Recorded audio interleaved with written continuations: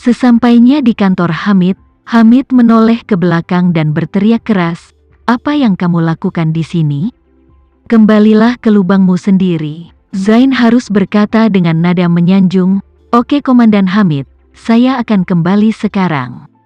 Hamid menoleh ke Tama dan berkata, "Jangan khawatir, saudara, dia tidak berani pergi kemanapun kecuali lubangnya sekarang. Dia pasti tidak bisa melarikan diri." Tama dengan bodohnya tersenyum dan mengangguk lembut. Zain memang tidak berani pergi kemana-mana lagi. Di masa lalu, Hamid masih takut dia melarikan diri.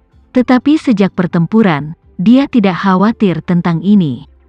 Karena jika Zain benar-benar berani melarikan diri, dia mungkin tidak akan lari beberapa kilometer sebelum dia terbunuh oleh tembakan penembak jitu yang tersembunyi di balik bayangan. Lagi pula, setelah kehilangan muka, Front Kataklismik telah lama memberikan kata-kata kasar. Dari markas Hamid bahkan seekor lalat pun tidak bisa hidup. Jadi beri Zain tantangan, dia juga tidak berani lari. Zain diusir, Tama kemudian bersama Hamid datang ke kantor Hamid. Untuk mengatakan kantor ini, sebenarnya, hanyalah area lubang yang lebih besar. Melalui lubang, ada sekitar selusin kaki persegi ruang internal di dalamnya. Di dalam dengan lampu listrik, ada pipa ventilasi dari pintu masuk ke lubang langsung ke interior, terus-menerus mengirimkan udara ke interior. Setelah masuk, Hamid memperkenalkan Tama, "Kami sekarang sepenuhnya menggali sejumlah besar benteng dan lubang tersembunyi. Dalam waktu singkat, lubang-lubang ini dapat dihubungkan bersama. Bahkan jika kita tidak dapat mencapai penetrasi penuh, setidaknya ventilasi, pasokan air, dan pasokan listrik pertama dibuka. Kemudian terus perbaiki lingkungan internal, dan upayakan agar pit menjadi lebih layak huni." Tama mengangguk lembut dan berkata, "Saya melihat bahwa bangunan di lembah Anda pada dasarnya telah hancur. Apakah Anda punya rencana untuk tempat sebesar itu? Lalu apa yang bisa menjadi rencananya?" Hamid berkata, "Begitu pihak lain melepaskan tembakan, artileri pertama-tama mengenai bagian dalam lembah. Mulut lembah besar dan kecil di bagian bawah, itu akan menjadi target terbaik untuk artileri. Jadi hanya ada sedikit penggunaan praktis."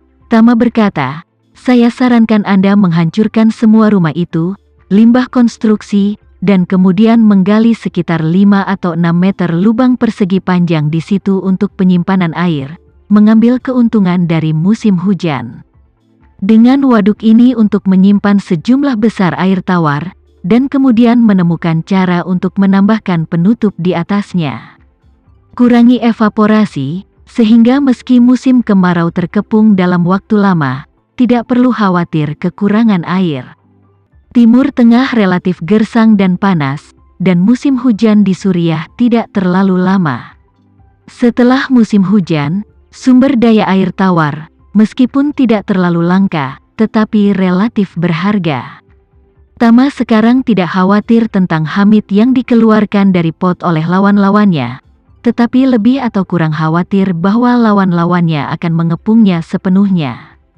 Bentuk pengepungan panjang tanpa pertempuran.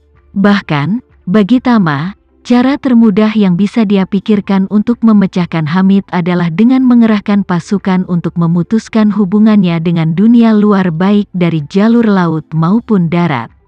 Secara khusus, perlu memutus semua jalur masuk perbekalan, sehingga Hamid tidak bisa mendapatkan pasokan dari dunia luar. Dengan cara ini, Hamid harus menghabiskan cadangannya sendiri sampai dia habis. Makanan dan amunisi adalah pengawetan yang relatif baik. Di tempat seperti Timur Tengah, menemukan lingkungan yang kering dan terang, penyimpanan yang stabil pada 2 atau 3 tahun bukanlah masalah besar. Tetapi hanya sejumlah besar sumber daya air tawar yang tidak baik untuk dilestarikan. Dengan air kemasan untuk cadangan air minum bukanlah masalah besar, tetapi sulit untuk menjamin air untuk hidup. Sumber daya air tanah tidak melimpah. Jika musim kemarau lagi, mungkin tidak ada hujan selama beberapa bulan, air tanah juga akan sangat terpengaruh. Dalam hal ini, untuk memastikan air normal di pangkalan, Anda harus memindahkannya dari luar. Tapi begitu musuh memotong lalu lintas, sumber daya air tawar tidak dapat diisi ulang secara efektif, beberapa ribu orang pernah menghadapi kekurangan air, moral pasti akan terus menurun sampai runtuh. Karena itu, Tama mengusulkan kepada Hamid, terlebih dahulu dapat menemukan cara untuk melakukan beberapa proyek penyimpanan air. Melihat bahwa Hamid belum mengetahuinya, Tama berkata, pokoknya, pangkalan Anda telah dibom menjadi tidak berbentuk, dan tembakan musuh sangat berat. Anda tidak dapat mengaktifkan kembali pangkalan ini. Mungkin juga menggali lubang untuk menyimpan air dan membuat lebih banyak persiapan tangan pertama untuk masa depan. Selain itu, reservoir yang menggali dalam-dalam, Anda tidak perlu takut mengupas. Bahkan jika airnya berubah menjadi lumpur, selama itu mengendap dan disaring, dan kemudian disterilkan, itu masih dapat disimpan untuk penggunaan sehari-hari. Ketika Hamid mendengar ini, dia berkata dengan setuju, itu ide yang bagus, saudara. Saya akan mengatur beberapa ratus orang untuk mulai melakukannya besok. Tama mengangguk. Kemudian, mengingat sesuatu, dia bertanya kepada Hamid, benar kakak? Saya mendengar bahwa alasan mengapa Front Bencana bekerja sama dengan tentara pemerintah adalah bahwa setelah membersihkan Anda, mereka akan disetujui untuk membangun pangkalan tentara bayaran di Suriah. Aku ingin tahu apakah itu benar? Hamid terkejut dan bertanya, kakak, saya baru mendengar berita ini tadi malam, dari mana Anda mengetahuinya? Hamid tidak pernah tahu bagaimana Front Kataklismik bekerja sama dengan tentara pemerintah. Awalnya dia mengira tentara pemerintah membayar untuk menyewa front, tetapi ketika dia memikirkannya, dia selalu merasa ada sesuatu yang tidak beres, karena masalah terbesar tentara pemerintah adalah kekurangan dana. Prajurit mereka sendiri kekurangan obat-obatan, senjata, dan amunisi. Tetapi siapa yang memiliki cukup uang untuk menyewa tentara bayaran Front Bencana? Baru kemarin ia menerima kabar bahwa syarat kerjasama antara Front Kataklismik dan pasukan pemerintah adalah bahwa Front akan membantu pasukan pemerintah membersihkan oposisi.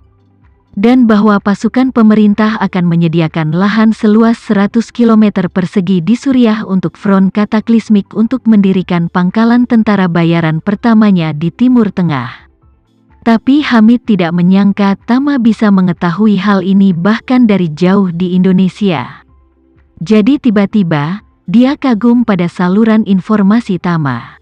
Tama tidak menyangka Hamid yang sudah bertarung 2 ronde dengan Kataklismik Front baru mengetahui berita ini kemarin.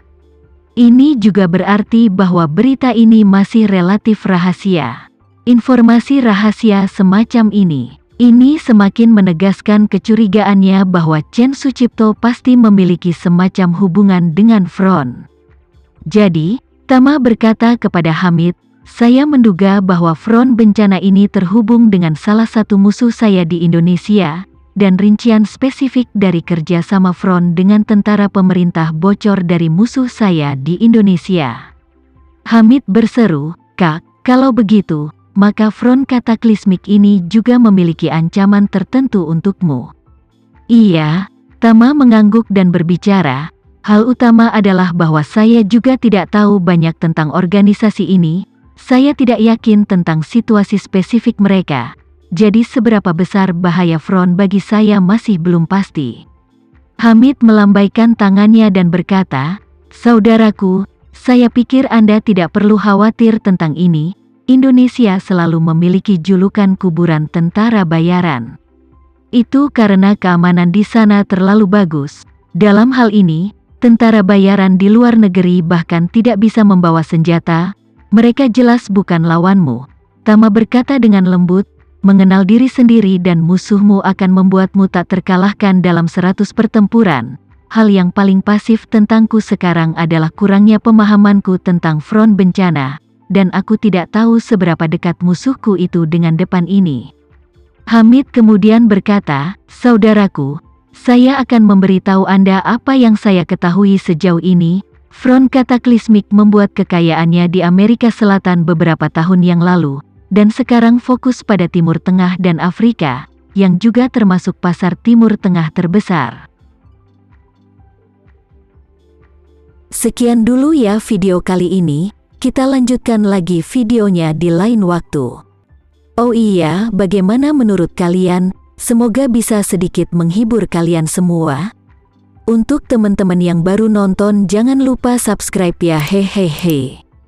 Dan kalau teman-teman ada yang ingin gabung langganan, bisa langsung gabung saja untuk dapat fitur yang menarik dan sedikit membantu Mimin. Terima kasih banyak sudah menonton, sampai jumpa lagi, bye.